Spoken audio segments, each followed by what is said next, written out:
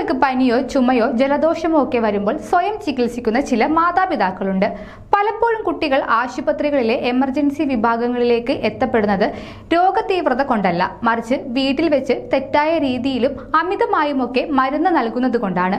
കുട്ടികൾക്ക് അശാസ്ത്രീയമായി അമിത ഡോസ് മരുന്ന് നൽകുന്ന രീതി നിശബ്ദവും അപകടകരമാണെന്നും ആരോഗ്യ വിദഗ്ധർ പറയുന്നു.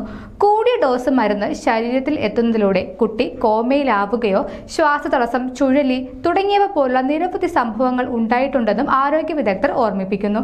ഇന്ത്യയിൽ പാരസെറ്റമോൾ, ജലദോഷത്തിനുള്ള മരുന്നുകൾ, ചുമ മരുന്നുകൾ, ഛർദിക്കുള്ള മരുന്നുകൾ തുടങ്ങിയവ ഒരേ പേരോടെ വ്യത്യസ്ത ചേരുവകളോടെ ലഭ്യമാണ്.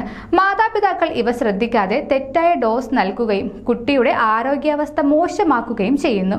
എന്നാൽ മാതാപിതാക്കൾ പ്രത്യേകം ശ്രദ്ധിക്കേണ്ട ചില കാര്യങ്ങളുണ്ട്.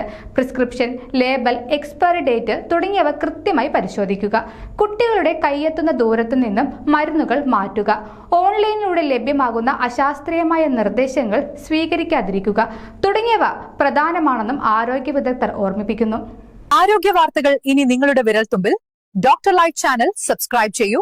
The first 24/7 health news channel.